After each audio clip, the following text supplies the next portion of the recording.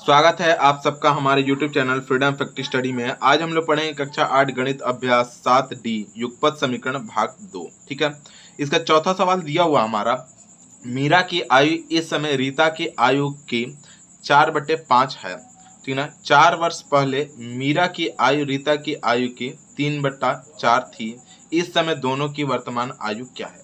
तो मान लेंगे कि माना ठीक ना, इस समय का मतलब वर्तमान होता है। इस समय माना मीरा की वर्तमान आयु मान आयु x वर्ष तथा रीता की वर्तमान आयु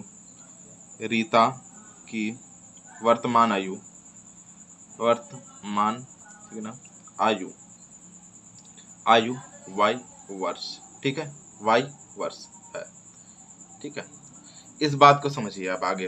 ठीक है ना, अब आप चाहें तो इसको प्रथम शर्त से अब लिख सकते हैं। प्रथम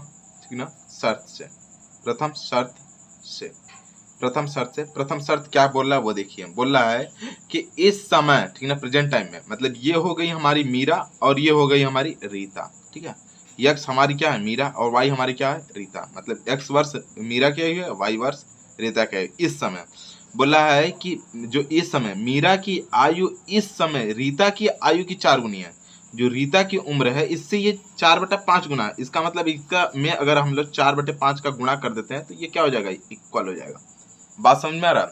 अब देखिए इसको सॉल्व करेंगे तो x इक्वल टू यहाँ पे हो जाएगा 4, यहाँ पे हो जाएगा y बट्टे में, क्योंकि 4 का गुणा 4y बट्टे में 5, और इसको अगर इसमें गुणा कर देते हैं या इतना ही छोड़ देते हैं। ठीक है ना, और इसको बना देते हैं समीकरण नंबर 1, कोई दिक्कत नहीं। ठीक है, अब लिखेंगे दूसरी शर्त से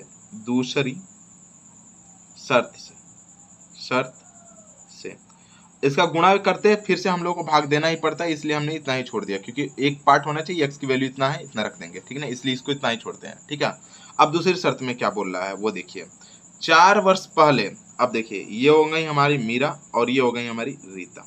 ठीक है ना, अब बोला 4 वर्ष पहले, तो 4 वर्ष इसमें से भी घटा लेंगे और 4 वर्ष इसमें से भी घटा लेंगे। अभी इक्वल नहीं हुआ है, अब आगे पढ़िए। बोला हमारा कि 4 वर्ष पहले मीरा की आयु रीता की आयु की 3/4 थी।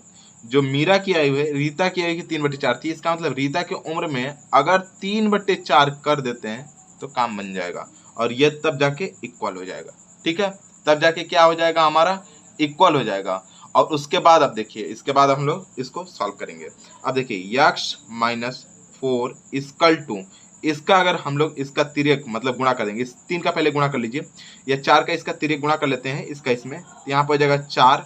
ठीक है ना, इसका 4 का तिर्यक गुणा करेंगे 4 हो जाएगा, और इस 3 का गुणा करेंगे तो 3y, और यहाँ पर हो जाएगा माइनस, यहाँ पर हो जाएगा 12, और इस 4 का गुणा करेंगे तो 4x - 16 बराबर 3y - 12। यहाँ पर जगह 4x - 3y, इसको इस साइड करेंगे -3y इक्वल टू माइनस का 12, और इसको इस साइड करेंगे कितना हो जाएगा? प्लस का 16।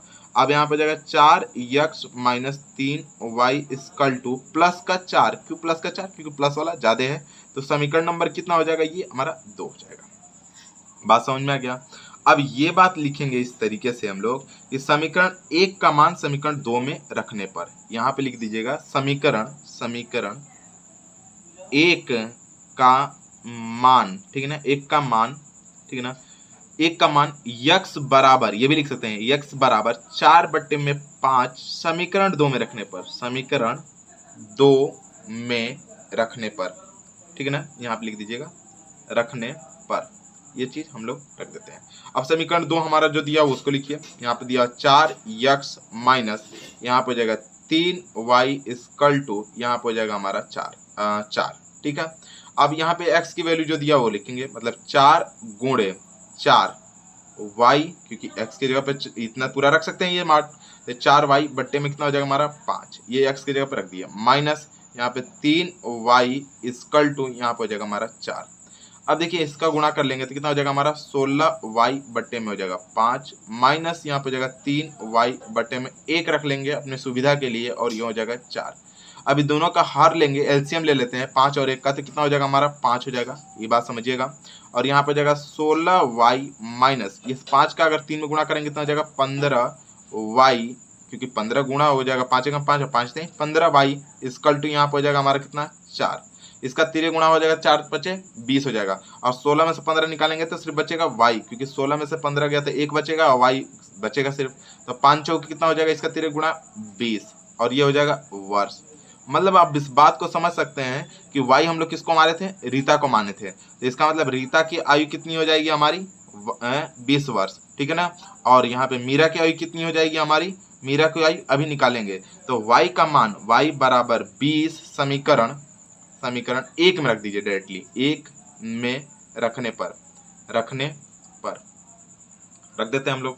तो यहाँ पे देखिए x इक्वल टू, यहाँ पे लाइनें खींच लीजिएगा ताकि समझ में आए कि ये अलग है, ठीक है ना। x इक्वल टू यहाँ पे हो जाएगा कितना हमारा 4y बट्टे में 5 दिया हुआ है। अब y की वैल्यू रखना है तो x इक्वल टू यहाँ पे 4 गुणे, अब देखिए y की वैल्यू कितना रखना है हमारा, y की वैल्यू 20 और बट्टे में कितना हो जाएगा हमारा 5 में इस 20 में भाग देंगे तो कितने बार में जाएगा 4 बार में। तो x इक्वल टू कितना हो जाएगा हमारा 16 हो जाएगा। मतलब कि x की वैल्यू कितना आ जाएगी हमारी 16 आ जाएगी। मतलब हम लोग लिख सकते हैं कि अतः मीरा की आयु, क्योंकि x हम लोग किसको माने थे मीरा को, तो यहाँ पे लिखेंगे मीरा की आयु 16 वर्ष तथा रीता की आयु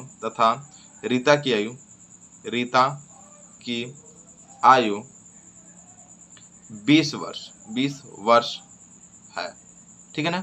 इस तरीके से ये इसका आंसर होगा। यदि आप लोगों को हमारी यह वीडियो अच्छी लगती है तो चैनल को सब्सक्राइब और वीडियो को लाइक और शेयर जरूर करें। 5वां सवाल हमारा दिया हुआ है कि पिता की आयु पुत्र की आयु की 3 गुनी है, 12 वर्ष बाद पिता की आयु पुत्र की आयु की 2 गुनी हो जाएगी, दोनों की वर्तमान आयु बताइए। तो मान लेंगे कि माना पिता की वर्तमान आयु, ठीक है ना, पिता की वर्तमान आयु यहाँ पे हो जाएगा पिता की वर्तमान आयु,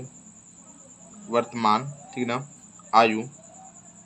आयु x वर्ष, ठीक है, तथा पुत्र की वर्तमान आयु, ठीक है ना, की वर्तमान आयु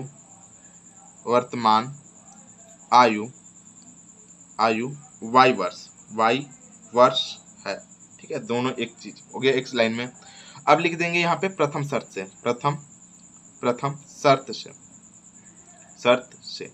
प्रथम शर्त से क्या कह रहा है वो चीज देख लीजिए। हम लोग बोला है पिता की आयु अपने पुत्र की आयु की 3 गुनी है, ठीक है ना, पिता की आयु पुत्र की आयु की 3 गुनी है। तो ये हो गया हमारा पिता और ये हो गया हमारा पुत्र। अब देखिए पुत्र की आयु की 3 गुनी है, अगर पुत्र की आयु में 3 का गुणा कर देते हैं, 3 की गुणा कर देते हैं तो दोनों इक्वल हो जाएगा। मतलब x बराबर यहाँ पे हो जाएगा 3y और ये हो जाएगा समीकरण नंबर 1।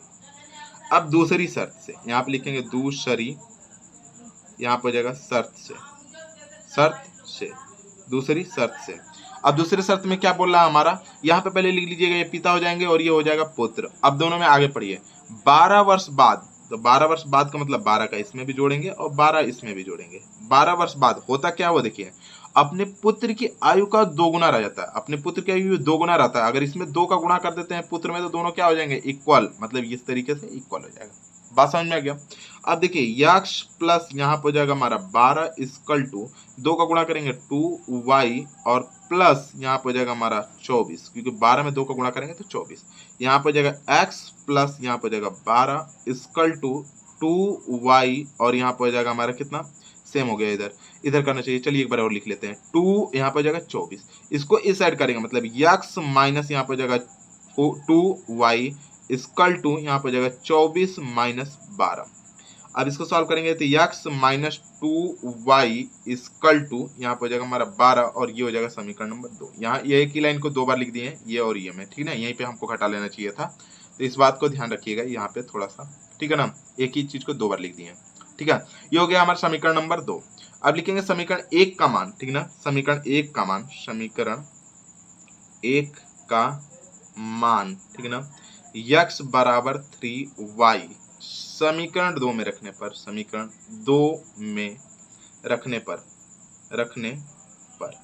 अब रख देते हैं। तो समीकरण 2 हमारा क्या है वो देखिए, समीकरण 2 हमारा यहाँ पे लिख देते हैं x माइनस यहाँ पे 2y बराबर 12 है और समीकरण 2 में रखते हैं। तो x की वैल्यू क्या हो जाएगी, x की जगह पे क्या रख सकते हैं हम लोग 3y minus 2y equal to कितना आ जाएगा 12, मतलब 3 में से 2 गया तो कितना बचेगा y इक्वल टू 12 वर्ष, मतलब 12 वर्ष, ठीक है ना। तो यहाँ पे क्या हो जाएगा हमारा 12 वर्ष, y किसका है, पुत्र का है, तो पुत्र की 12 वर्ष हो जाएगी। अब y का मान समीकरण 1 में रखने पर, समीकरण 1 में रखने पर रख देते हैं 1 में, तो y बराबर क्या आया है 12 ना, इसका मान समीकरण 1 में रख देते हैं। तो यहाँ पे जाएगा x बराबर 3y, तो x बराबर 3 इंटू 12, क्योंकि y की वैल्यू क्या देंगे 12, मतलब x बराबर कितना हो जाएगा हमारा 36 वर्ष है। तो इस तरीके से इसको करना था। आप आगे लिख लीजिएगा अतः, ठीक ना, पिता की वर्तमान आयु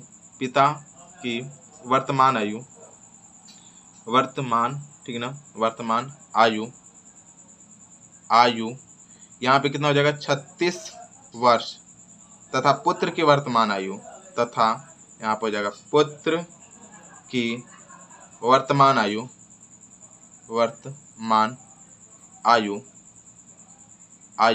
यहाँ पे हो जाएगा कितना हमारा 12 वर्ष है, और यही इसका क्या हो जाएगा हमारा आंसर।